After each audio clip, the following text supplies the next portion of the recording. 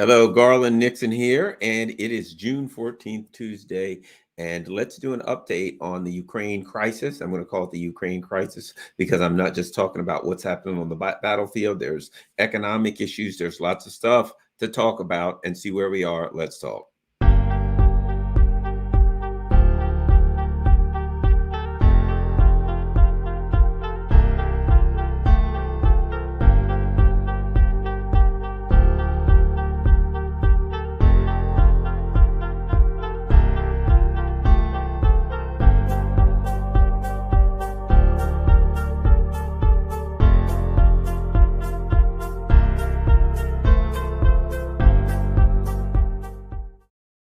Hello, Garland Nixon here. I've been away from since last Thursday. Had a pretty busy weekend, a lot going on, but let's see what's happening. Hopefully, I will get one watcher or maybe two. Right now, we got 11, so the numbers are kind of low, but we're going to keep working and hope for the best. At any rate, I got plenty to say.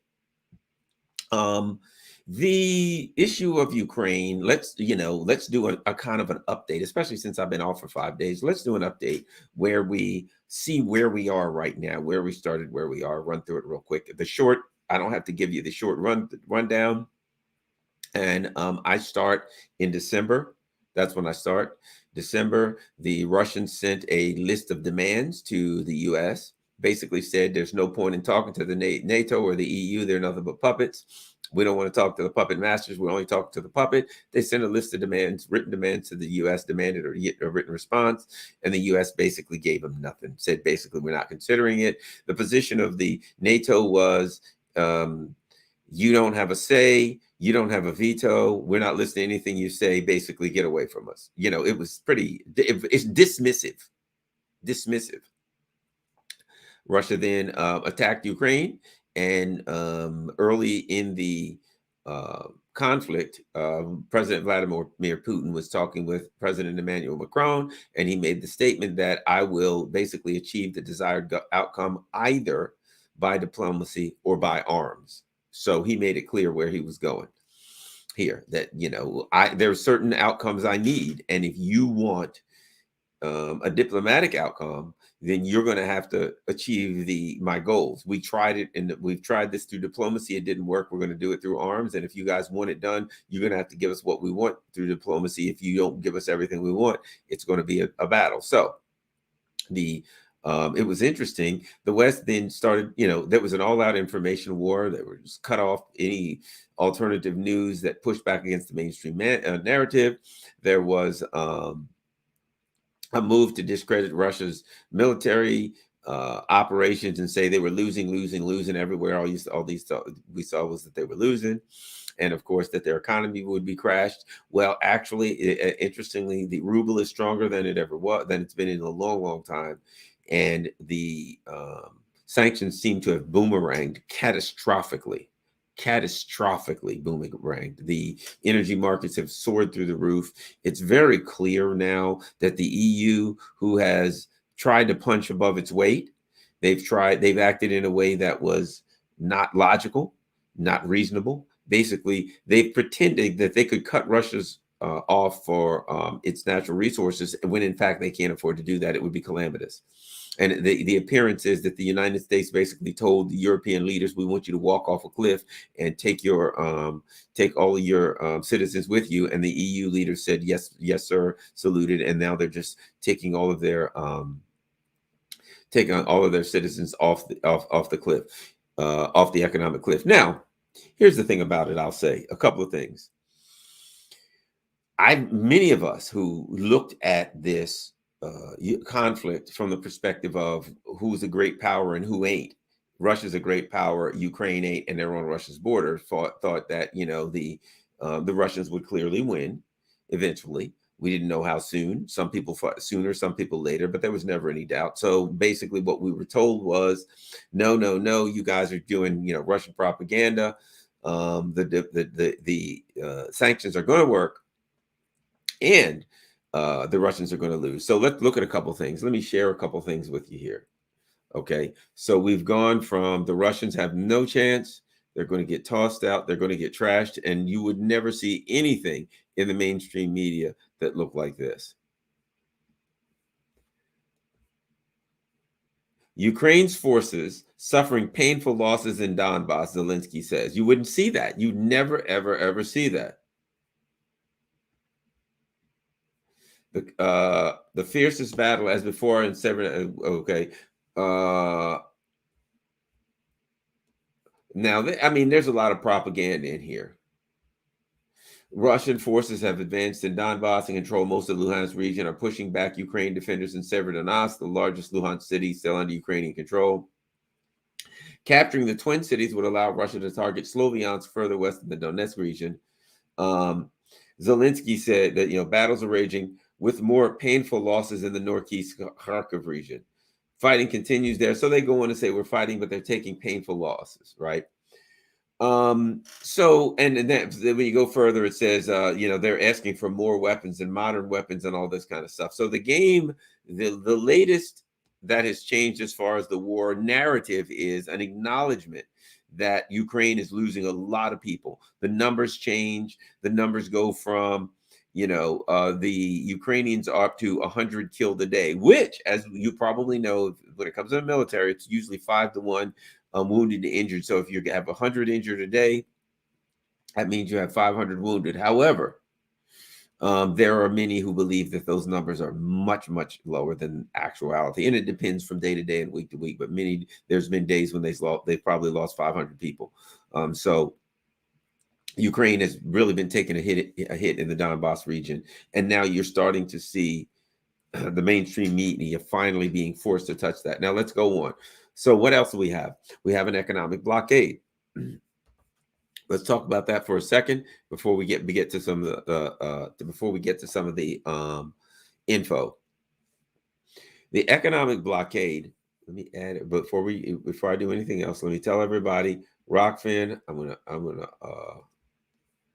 try to share this with you because I want anybody to watch this to go to my Rockfin. To go to my Rockfin channel and become a member, because as we all know, people like me can get thrown off of YouTube at any given time. Okay, I shouldn't have done that because I have ADD and I forgot where I was, but that's not important now. So economically, the basically what happened was they were going to destroy, and the plan was it was going to be a quick and painful death, right? What they were going to do is they were going to wipe out the Russians' economy in a matter of weeks. They were going to do massive sanctions that they were actually warned by their financial advisors not to do. It was going to take Russia out quickly. They did it. Russia had some pain. Russia seems to really be rebounding well. And because they've driven up the price of energy, Russia's making a fortune. Russia's cleaning up. Russia is flush with money, and it's got more. I saw something that said from gas and oil or something they were making 800 billion a day or something, or 800 million a day, 800 million a day, some huge number. So Russia's making money. They ain't broke, and apparently they've been managing pretty well, and their inflation actually appears to be going down. Okay, so that's where we are now. The Russians are winning on the ground, which is expected if you understand great power politics, and military. It's just they've got, too many they've got more people. But actually they don't have more people on the ground that they're fighting, but they've got better equipment, higher tech equipment. Of course, they've got all the advantages, bottom line. They've got all of the standoff weapons, which is, they've got drones everywhere, and they control the skies, and they've got anti-aircraft stuff positioned all over the place. So they built basically, and what people don't realize is what they think is the Russians just put an S-400 anti-aircraft system here, an S-300 here, a BUK here, blah, blah, blah. No. That's not the way it works when you talk about a military as sophisticated as the Russian military. No. What they do is they do a layered air defense network. So once they start controlling a particular area, so now that they've got these areas of eastern Ukraine, right, they have a layered air defense network that is in fact networked, computerized and networked. And then they have low, mid, they have different targeting systems, different radar systems. Then they have stuff for low flying, slow missiles, high missiles, blah, blah, blah, right?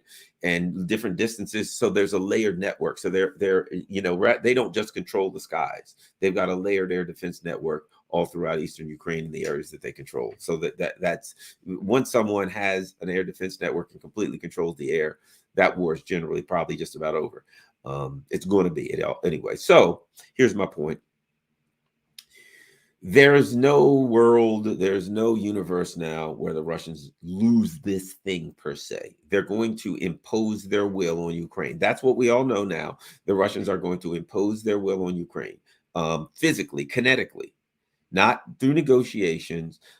We could get into that, but we'll get to talk about negotiations a little, because the three phases of the war are political, economic, kinetic, physical. Physically speaking, the Russians have the power. They have the military might, the military wherewithal to control this. So I think in the West, the media that said the Russians are losing, the Russians are losing, the Russians are losing. Oh, the Russians are committing. And think about this: the Russians are committing war crimes in Bucha or whatever it is, right? Now you notice that you don't even hear about that anymore. It's disappeared. That was a narrative for a couple of weeks. That's all it was. It was a narrative for a couple of weeks, and now you don't hear about this anymore.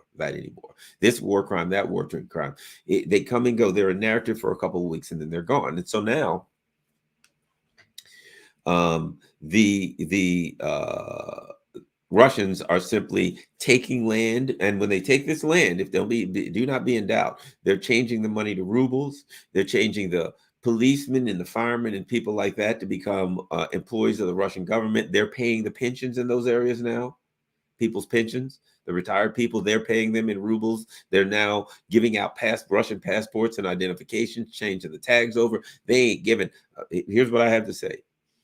From the perspective of the kinetic war on the ground, the Russians are doing the old-fashioned part of war. They are taking ground. They are holding ground. They are never going to give up that ground. And might I add, the ground that the Russians are taking is very fertile. They've got some very fertile areas that grow wheat. They've got some. They're taking the whole. They're going to take everything on the sea. They're going to leave the. It's obvious they're going to by now. They're going to leave the Ukraine, a landlocked rump state. They're taking everything all the way to the sea. Odessa, you name it. So the bottom line is this. My point being, in the kinetic part, the Russians are just moving along, plodding along in their own methodical way and winning. And that's what's going to happen. And at some point, now, so when we talk about the kinetic war, where we have to go from there, realistically, is to diplomacy. I could jump to the economic war, but we don't want to do that right now. Let's talk about diplomacy for this reason. Because diplomacy is related to kinetically what happens. The person who's winning has a better hand. If we're talking about poker, if you're winning the war, you have a better hand. You got aces if you're winning, because the other side needs you to stop because they're taking a beating. So you can take them to the cleaners. So whichever side is winning, particularly if a side is not only winning, but it is obvious that they're going to eventually win, they don't need diplomacy. You do. Right?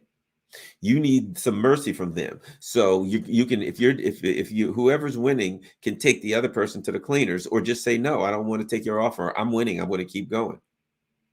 When you're trying to do diplomacy with somebody who's beating you, you're trying to get them to stop hitting you.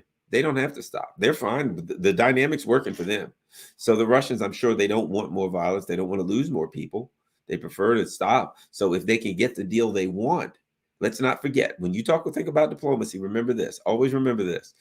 Very early in the conflict, it was reported that on the phone, a discussion between Vladimir Putin and Emmanuel Macron, and Putin said to Macron, I will achieve my goals, I'm paraphrasing, but not this part, either by arms or by diplomacy. So that is a sign, meaning when you come to me for diplomacy, you know my goals. Don't come to me unless the answer is yes. Don't come to me coming short. Well, we're ready to do some diplomacy. We know you want A, B, C, D, or D. We're willing to give you C and D. What do you think? Don't come to me with that. With that, don't come in here with that weak stuff. As Dikembe Mutombo would say, no, no, no, not in my house. That's what you're going to get from the Russians. They're going to say, no, you're giving us weak tea. We're not taking a weak deal, so forget it. We can get the deal we want by imposing our will. We'll just keep going. You decide when you're ready to come to us and give us A, B, C, D, and E. That's what we said we want. And every week that you wait, an F comes on and a G. We're going to add more, not less. So don't come to me thinking you're going to negotiate low. I think that's where the Russians are. So there is a fundamental problem here, and that is that the West is run by incompetent technocrats, and they're living in a dream world. So they are talking about what even the ones in the West who are talking about, let's get a deal with Putin. They want to go to Putin as though they got some cards to play. Hey, here's what we'll do. The way the Tony Blinken kind of garbage. Here's what we'll do. We'll keep all the sanctions on you. You will give us all the ground that you've taken. You'll give it all back to us. And you'll only have to pay us your entire gross domestic product for 20 straight years to repay us back. What do you think? We'll take Crimea, everything. You just give up everything. Just completely give control of your country. That's our offer. And then you can stop the war. That's the way these idiots are. They're going to come to the Russians as though they have a card to play when they got nothing but a 2 and a 1-eyed jack in their hand. So the diplomacy from the perspective of the Russians will be, all this talk of diplomacy, keep this in mind. The diplomacy from the Russians will be, we gave you a list of things that we want. When NATO, Zelensky, whatever comes crawling to them, they're going to say, here's a list. Go read it. Either come back with a yes, check mark, everything initial. We're going to do all of it. And they're going to ask, and this is how we're going to reassure of it. Or don't come back to us. Either it's not going to be a list of proposals. It's going to say, these are the goals we need to accomplish. None of them are negotiable. Either come back with a yes, you got nothing. We're winning a war. If you can't come back with yes to everything, and we're going to go along with your methods to ensure that these promises are kept. If you can't do that, don't call us back to talk about more. Call us back to talk about more negotiations. I think that's where the Russians are going to be, because here's the bottom line: if you know you're going to get it eventually, all of it, why bother? Why bother? And from the perspective of the sanctions, the Russians have seen how the U.S. and NATO do with sanctions. Look what they did with Iran. They came up with a deal to drop the sanctions, then they added even more. Dropped out of the deal and added even more sanctions. So from the perspective of the Russians, I think they're looking at it saying, the only thing we can trust is what we take. If we don't take it, if we don't get it in their hand, put money in my hand, as they say. If you can't put it in my hand, I don't trust it. So they don't trust the West's word. Let's face it. Let's be honest. They had a deal. It was called the Minsk Accords. And they tried for like 8 years to get NATO to force Ukraine. France, Germany, they signed off on it. The UN literally signed off on the Minsk Accords. And when the Russians and the Donbass leaders said to Ukraine, okay, we've got a deal with you guys, it's in writing, will you adhere to it? They wouldn't even adhere to the ceasefire. So why would Russia trust them to adhere to a deal now?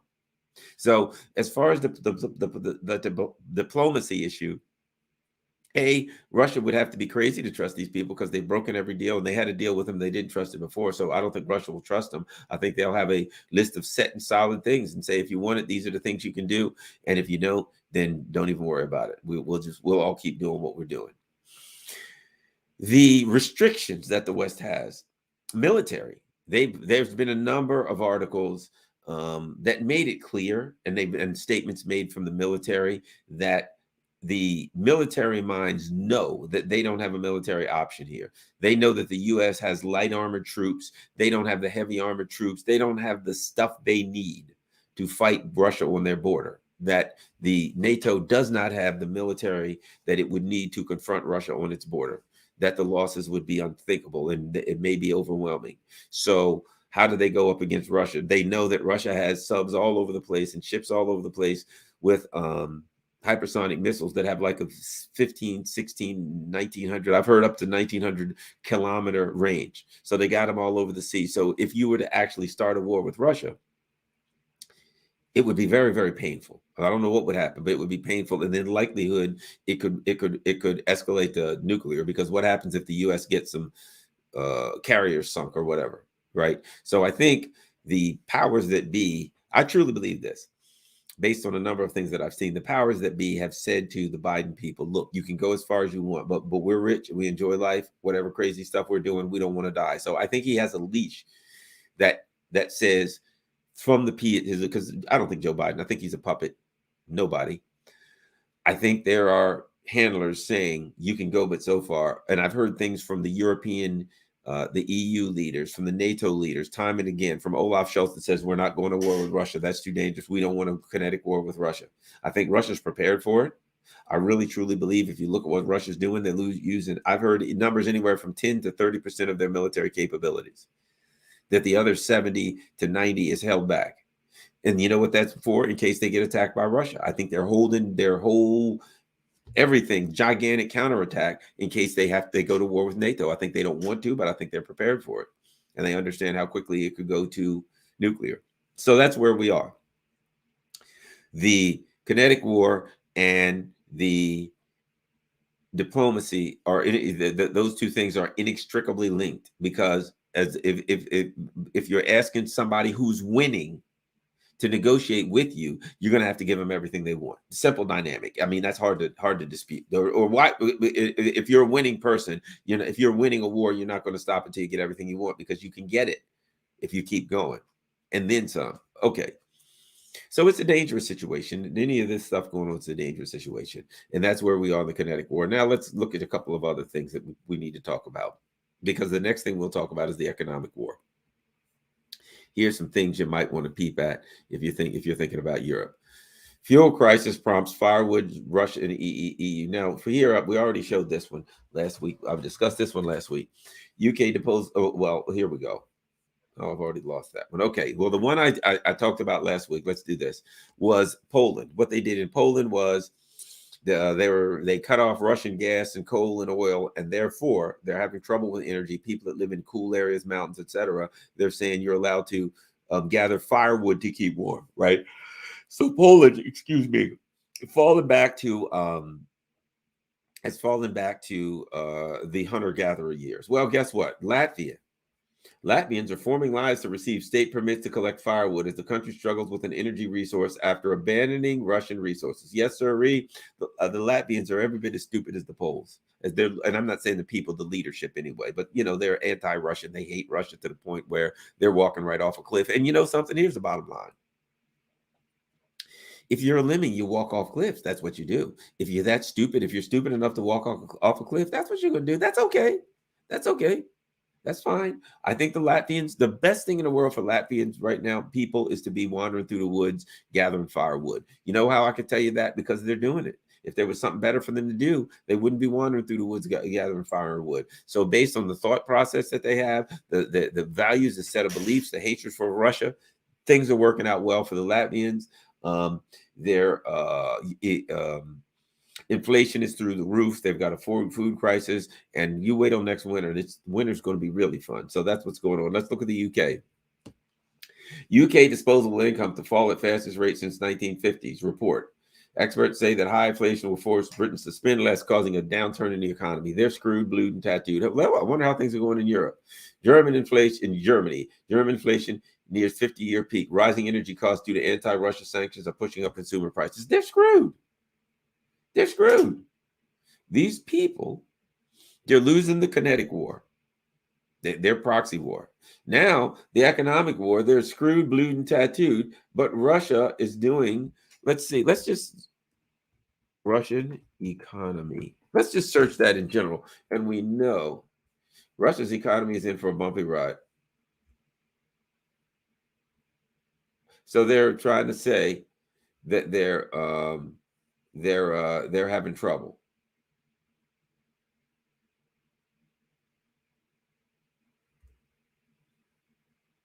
Bottom line is this. So the mainstream media, it's like the beginning. Look at this. Russia's inflation eases, giving government economic breathing room. So most of it is just saying, oh, it's like at the beginning of the war, where they all said, Russia's losing, it's terrible, Russia's horrible, Russia's doing bad, Russia's doing bad. And you get down here to the Wall Street Journal, and it says, Russia's, where did I have it? Russian inflation easing.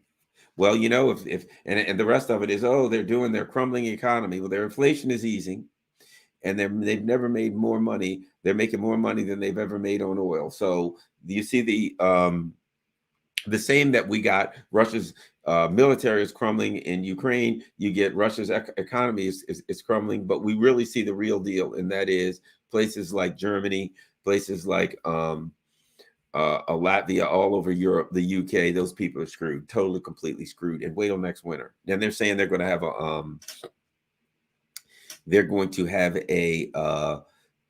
oil and gas, complete oil sanction by the end of the year, right? And again, that's fine because that'll be wintertime. And how they're going to get their oil, I don't know. And it's going to cost 10 times more. So the bottom line is this.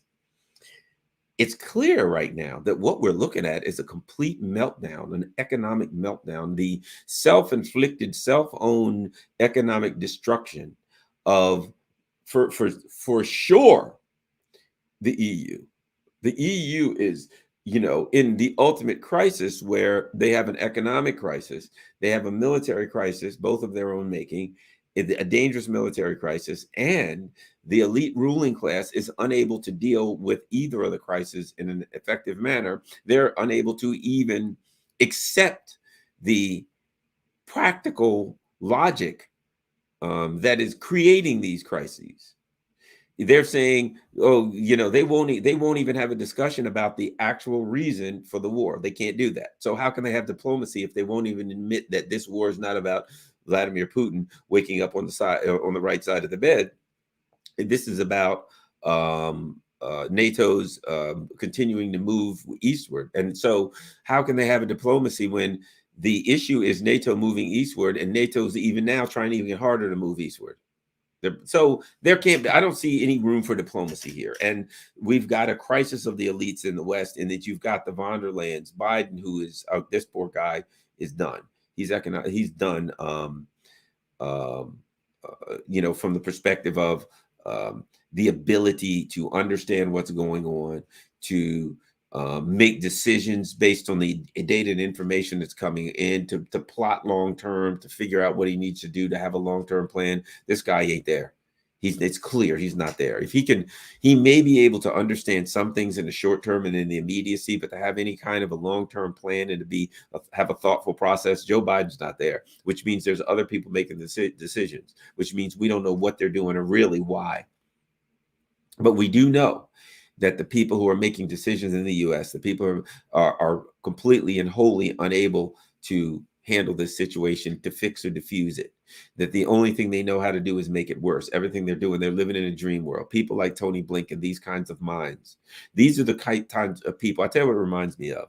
During the Bush administration, there was a guy, I can't think of his name. I don't remember if it was Ken Adelman, but it was one of these idiot neocons, lunatics, that was on one of these defense policy boards. And there was a general named Tommy Franks, and he referred to this guy as the stupidest effing person on earth, on the planet. And those are the people who are running, the Victoria Newlands and the Ned Prices and these kind of people. They're the stupidest people on earth. They're pure idiot ideologues, and they're the people that are running the Biden administration. And they don't have any reverse gear. They don't have any brakes. All they have is the throttle when you push it further. And they're having problems, I think, because the bottom line is this: they want to pretend that there's no guardrails, that they can go anywhere they want. Now they're discovering that with Russia, for the first time, if it was Afghanistan, if it was Iraq, whoever, they could do anything they want. There were no guardrails. But now they're dealing with a nuclear power. So the first guardrail they have is a nuclear confrontation. That's a guardrail. The second guardrail they have is economic. They haven't acknowledged that there's some economic guardrails, so they're taking actions that are extremely detrimental to their own economy. Interestingly enough, they're wiping out the European economy. They're going to prey on that. That's obvious. It's a sad state of affairs for the European citizens because they're Their elite ruling class is wholly subservient to the United States empire. And just now, the United States empire just told them to pour gas on the economies of their own countries and light a match, and they seem quite happy to do it. And that's all they're doing. They're pouring gas on their entire economies. They're lighting a match. The people who they're industrialists, their bankers are coming to their leaders saying, "Guys, you can't do this. It's going to destroy our economy." The industrialists in Germany have gone to the leadership and said, "Look, you're not just talking about a downturn. You're talking about deindustrialization. This stuff ain't going to come back." And Olaf Scholz doesn't seem to hear them. I put it like this: I think he does, but I think he's paralyzed. I think the people who want to push back in Europe are paralyzed. And so you've got this elite ruling class of woke morons who don't accept the reality of what's going to hit their citizens, of the road that they're taking their economy down. And so they're just going to keep doing it. And now they're like, they've made up their mind. If we sanction Russia, it will hurt Russia. So we need to sanction Russia more. We might have a little bit of pain. They don't want to admit the level of destruction that they are wreaking on their own economies and population. They don't admit that. They're just like, well, I guess we'll have to take it on the chin a little bit. And then sooner, but things will work out because Russia's going to fall. And the more they do it, the more it's obvious now. Russia ain't going to fall. Instead, what you have is a lot of people like me saying, man, how can I buy some Russian stock or rubles or something? How can I get my, how can I buy anything if it's, whatever, a couple $1,000s invested in Russia, anything, whatever I can get in the door. People are like me all over the world saying, man, now that is a strong commodities economy. I would like to invest in that. I'd like to buy some of that. How many people who would like to invest, even if it's a little bit, if it's $10,000, whatever, feeling like it looks like when we come out of this thing, Russia's going to be a major player. But I put it like this. Let's start here. They already are a major player.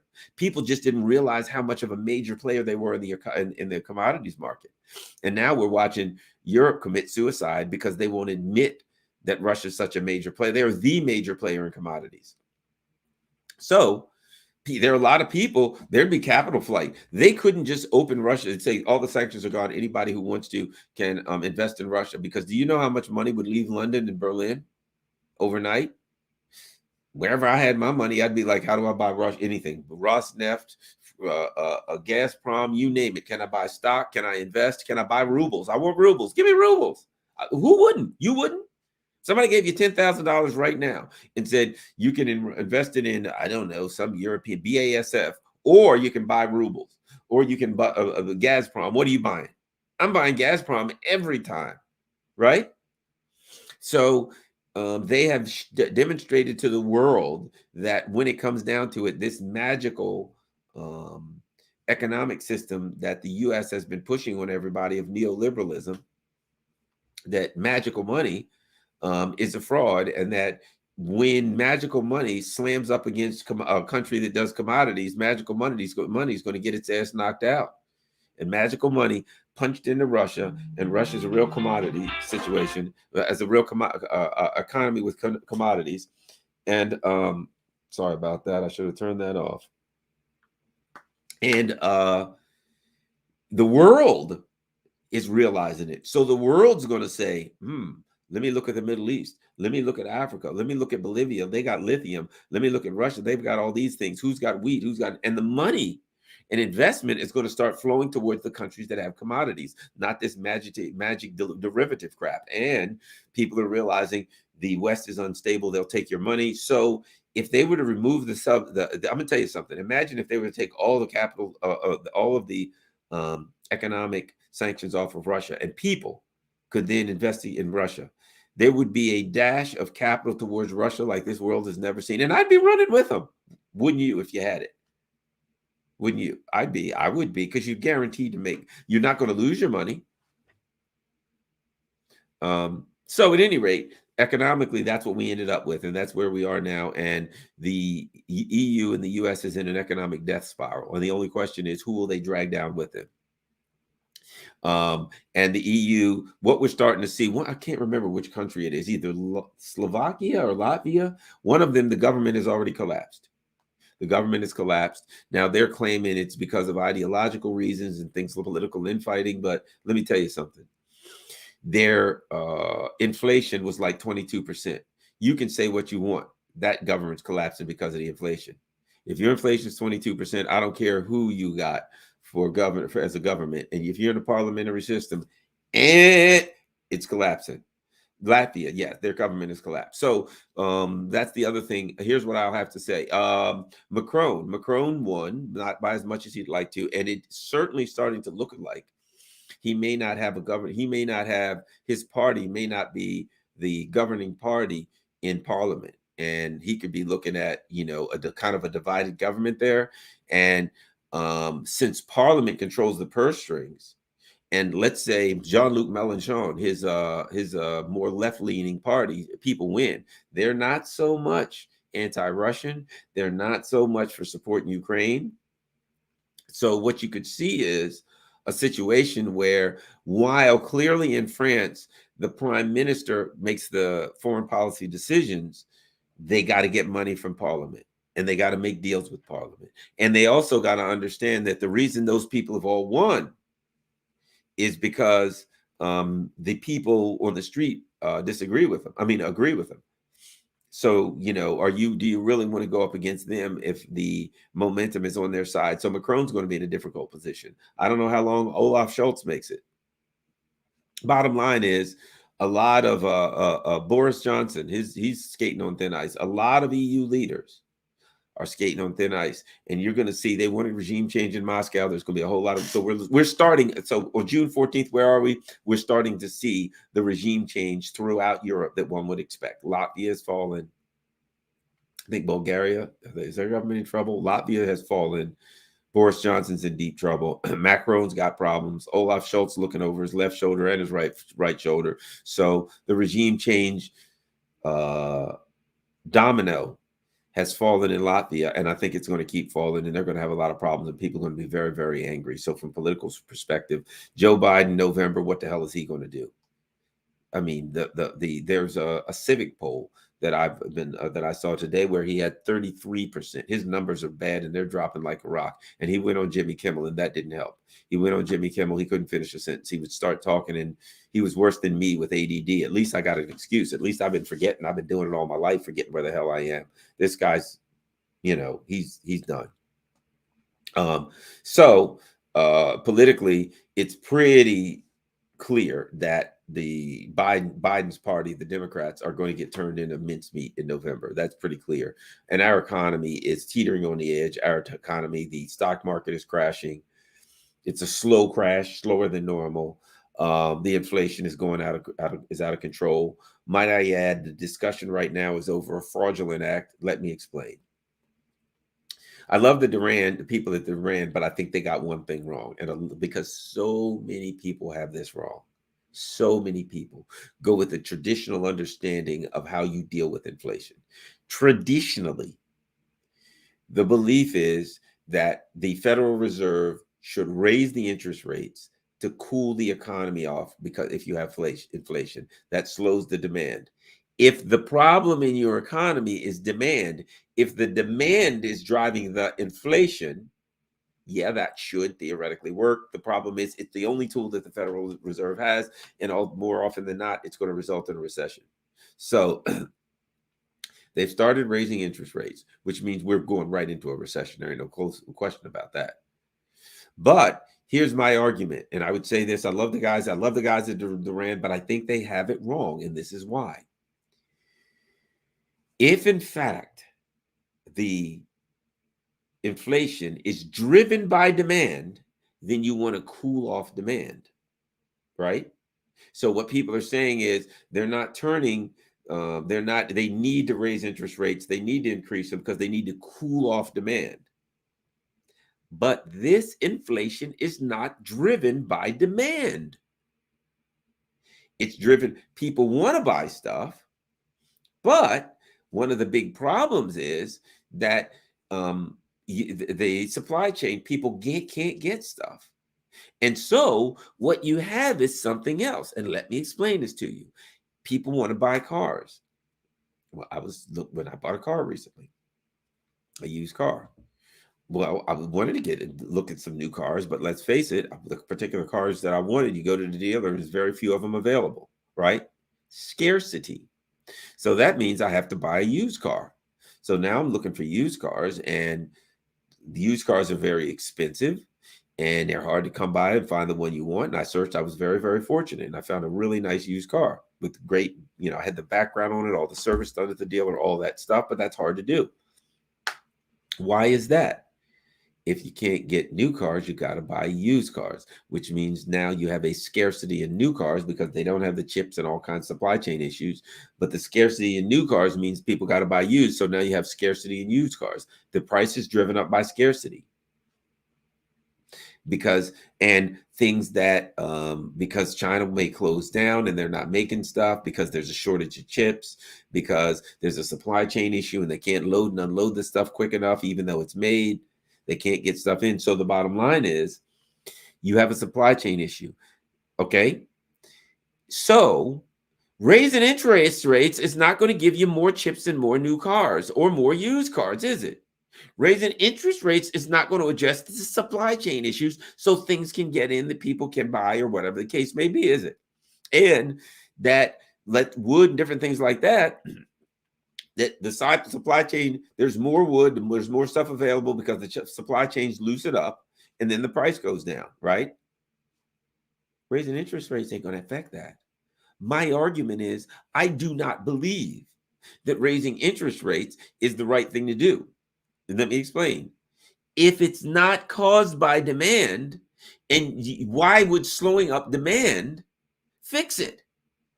Now, that takes us inevitably somewhere when we do this. What if we go somewhere here economically and philosophically? Let's say the doctor tells you, let's say you've got a cut and you look down and an artery's cut and you see blood's flowing out and and you can't put on a tourniquet. At that point, you realize I'm going to lose all my blood and die and there's nothing I can do about it because my artery's cut. The blood is flowing out like I don't know what. There's no doctor. There's nothing for a tourniquet. I'm laying on the ground. I had a chainsaw accident. You look at it and you realize I'll be out in a couple seconds because I'm going to lose the blood and then I got no chance. That's going to go in your mind. Probably true. People don't want to admit I'm done. And I guess because I was in law enforcement, I had those kinds of thoughts. What happens if I get shot? And I look down, I'm like, oh no. I'm like, yeah, those kind of thoughts cross your mind and you're human, right? When you're responding to certain calls, your mortality comes to mind, right? So you think about, could I get killed? I'm responding to a armed robbery in progress, right? Could this be it for me? Could I get hit? Could I be injured? Whatever. You're thinking about that, right? And you realize there's certain injuries that you don't survive from, right? Certain things you can't fix.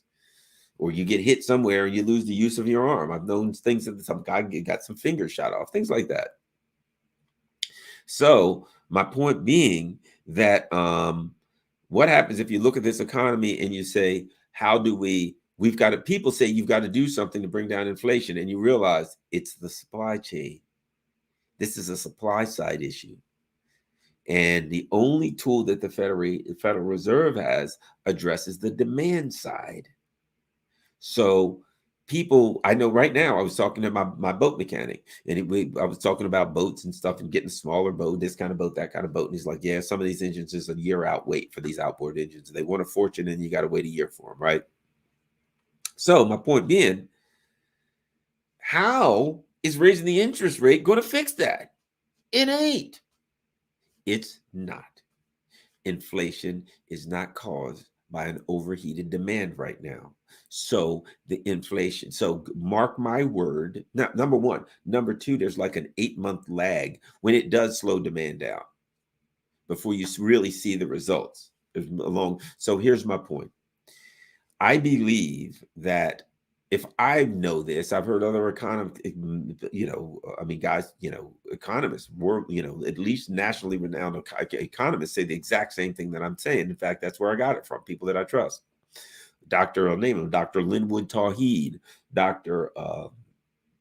Jack Rasmus. Look at jackrasmus.com. RASMUS, right? I've listened to these people, and that's what they're saying. They're saying, look, one of them was telling me that they've listened to Janet Yellen and they talked about something she did last year that shows that she knows this. It ain't going to address it, and she knows it. But what I've heard from high level people is they tend to believe, understanding politics, that what they're doing is they're just saying people expect us to do something. So it's a political move. So we've got to raise interest rates. It's a political move to make it look like we're doing something. But like I said, you fall, the chainsaw takes your hand off, you look, you realize you're going to bleed to death, right? What happens if we acknowledge something? These series of events, mostly self-inflicted, that have happened over the last 30 to 40 years, we'll say 42 years, have created an environment where what if it can't be? What, we assume, well, you guys got to fix it. What if the system is so mortally damaged and wounded that whatever you do ain't gonna fix it?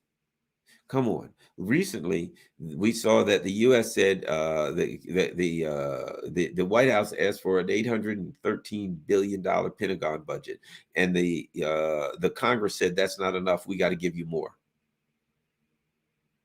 And you haven't even got into what it's going to cost for CIA and NSA and DIA and DHS and on and on and on. Well over $1.5 trillion spent on on the national security state, the militaristic state. I think that this is not what I would call fixable in a way that we can avoid the inevitable of what's happening. If you jump in a pool, you're going to get wet. If you create a neoliberal economy that funds all the money to the top 1%, you can't tweak that and fix it with a few interest rates. People are trying to believe that it can be tweaked and fixed. It can't be tweaked and fixed. It is mortally wounded. What's going to happen is going to happen. So people can talk about it, but I'm going to jolly well bet you this, that we're heading into economic hell, and tweaking the interest rates 0.25%, 0.5%, 1%, 2%. The only thing it is, it's going to drive you into a recession. They're going to pretend like they're doing something. And we're going to a recession. It's just going to drive us there a little bit faster and more steadily. But it could very well be that they're looking at this thing saying, think about this. I want you to think about something. If the issue is the supply chain, right? Which means a big part of it is people can't buy stuff, right? Because they want it, but they can't get it because it's not available. So the price of people that do have it, what you're looking at, a lot of this is price gouging by the corporations. The prices for the companies that do have it goes through the roof because they can get it now because it's scarce, right? Just think about something. There's some logic to this, but they won't tell you they're doing this. Think about this for 1 second.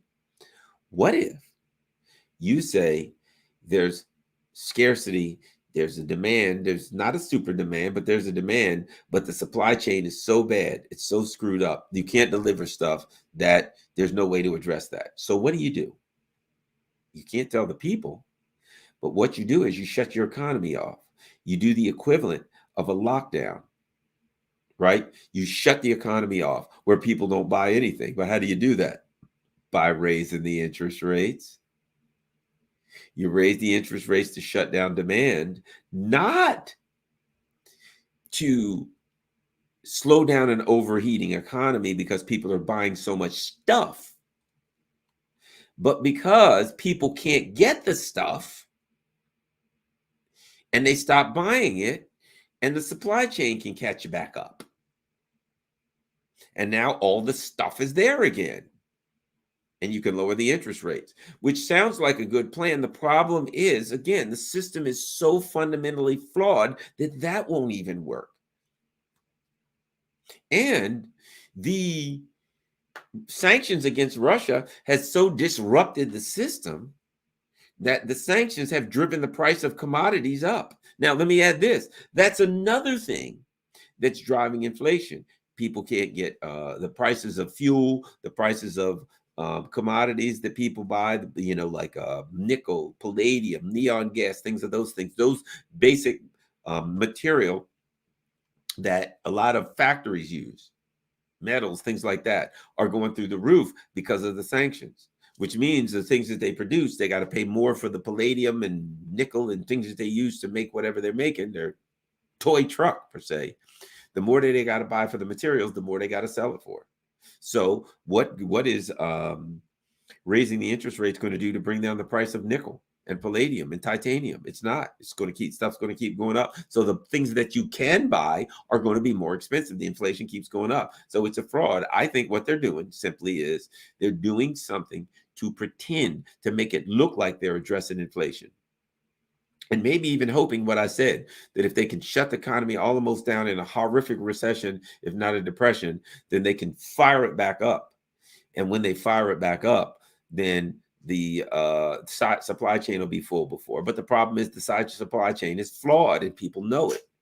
And they've divided the world. They've divided the world into two factions: Russia, China, and the global South and Middle East, all on their side. The Asia, the Middle East, for the most part, that's all one. And the other block is the U.S., NATO, Australia, and basically that Western block: NATO, Australia, Canada, North America, most of North America.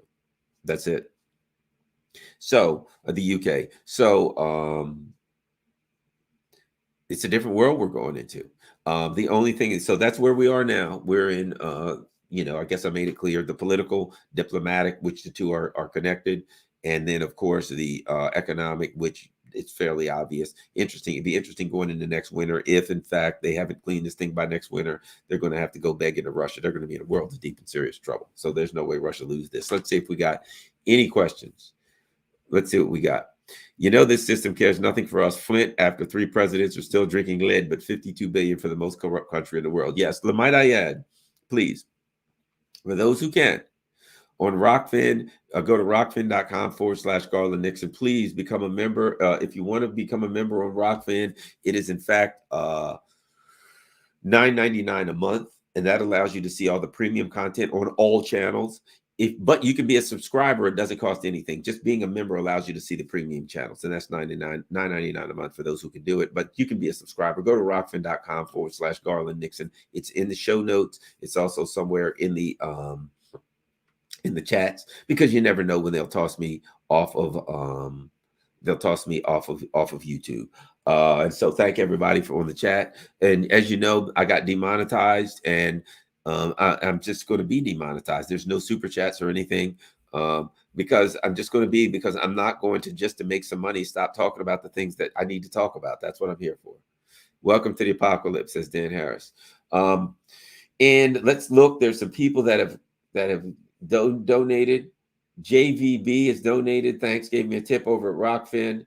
A couple more people. You're spot on, says Deborah Wilson. First donation for your 2024 run for president in the People's Party. Wouldn't mind. Thanks a lot, Kinky. That's a good idea. Nixon 2024 has a nice ring to it. Let's see what some people said. Have a relative working on auto supply chain in China. Cannot imagine any country in the Belt Road would want NATO, the US, or EU. Exactly. They're untrustworthy anymore. Yes, I got on my fishing hat. Love to go fishing. What do we got? U.S. empire is the most corrupt country in the world. That's a fact. It's funny because people say that Ukraine's the most corrupt country in the world, which, it is. Nigeria's pretty corrupt, but there's some corrupt countries. But you ever notice this? When you go to a country that's really corrupt, you go to like the U.S. or France and Mali or one of these other countries, and you find that one of these some European part of the U.S. empire is involved in that corruption. And the U.S. loved the corruption in Ukraine. You need to look no further than Hunter Biden, but they love the Ukraine corruption because that allowed them to do all kinds of terrible things and hide it, aka, i.e., e.g., whatever you want to put it, biolabs. Also, don't forget, I've got a Patreon account for those of you who can do whatever you can. If it's $1, if it's $3, if it's $5, $5 would be good. So especially if you can do $5 a month, but whatever you can do, patreon.com/Garland Nixon. Also Rockfin. The great thing about Rockfin, it allows you to do a tip jar, and I certainly appreciate that. Like I said, since I'm demonetized, it will help to keep the channel going. And I want to thank everybody. Any more questions? The problem is that the Biden crime family is heavily invested in oil. So, of course, they want to drive the price of it up. Well, and it's the U.S. I mean, think about it. What's unbelievable is Americans are so suckers. The U.S. says, yes, we've got to cut back on carbon footprints and we're going green and all that. No, they're not. The U.S. is like the number between the U.S., Russia, and Saudi Arabia every year. In some manner, in some order, you're looking at the one, two, and three, first, second, and third oil producer in the world. Do you think a country that's in the top three in oil production wants the price of oil low? Do you think a country like this wants oil to be cheap and plentiful? Do you think they want to go green so people don't use oil? It's all a lie. Absolutely not. It's just the opposite. Where's Biden? He went to the Summit of Americas. He gave this story. He gave this talk on the greening of everything, right? And then immediately after, he's going to Saudi Arabia to ask him for pump more oil. It's all, these people say whatever. In Ukraine, you can't do anything unless you pay off someone. I had to pay government money in the envelope each month to keep my business open. That's a fact. It's just a gigantic organized crime field. And guess what? They're bringing a lot of Ukrainian refugees to other parts, and some of the of the country of Europe. Some of these syndicates, some of these local organized crime syndicates are going to take their drug dealing and their prostitution selling to other. Look, there's a war going on. You got a prostitution a ring. Well, you can't do it in this war zone because you're not making any money. And you can move as a refugee. You can go to Germany. You can go wherever, right? You're going to take that prostitution ring wherever. And now you've got poverty and all kind of problems there. That brings violence. So you're going to see some of the, not some of the, you're going to see these Ukrainian crime syndicates simply say, oh boy, they wouldn't let me move my crime syndicate to Paris before, but now I'm a Ukrainian refugee. Yay, I'm going to take all of the people with me, the prostitutes, whatever the case may be, human trafficking, you name it, and we'll go to a richer country and we'll, bring our violence and all of that kind of stuff. So it's going to be a social problem for the for Western Europe. That's for damn sure.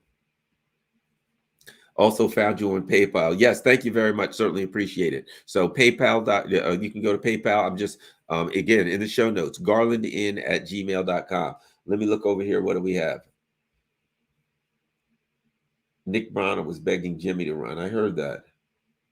Debate between, Sherelle says a debate between me and Jimmy Dore. Well, I like Jimmy Dore. I've been on Jimmy Dore's show before. I think he's great. I don't really have a lot. There's a couple of things I could debate Jimmy about that I disagree with him on, but nothing that I'm like, oh, he's a madman. He's crazy. They're around the edge stuff. He's similar to me in that he's not, he doesn't like either party, and he's not much on the mainstream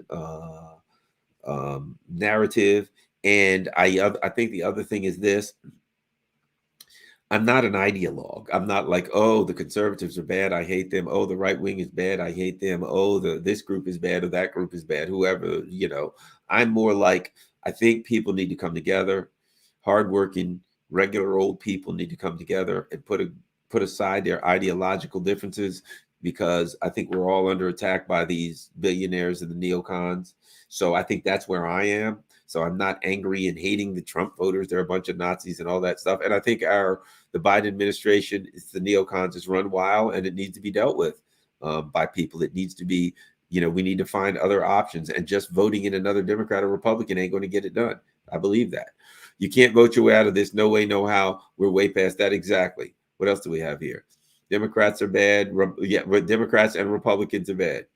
Left appropriated by neoliberal. Well, that's one way to look at it.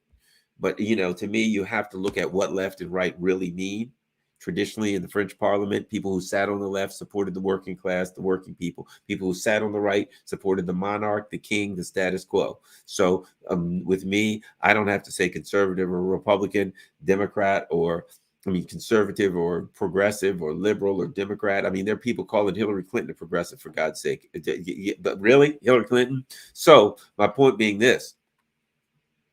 I'm concerned with your policies and how they apply to the origin, to the etymology of the left and right paradigm, which is people who sat on the left side of the parliament stood up for the working class. People who sat on the right stood up for the monarchy and the aristocracy. My question is, do you support the policies? Do you support the aristocracy, the monarchy, the Bill Gateses and the Koch brothers and all of these billionaires in the world? Or do you support the average working stiff out here who's just trying to feed his or her family, just trying to make it, right? And I think the whole woke thing is a fraud.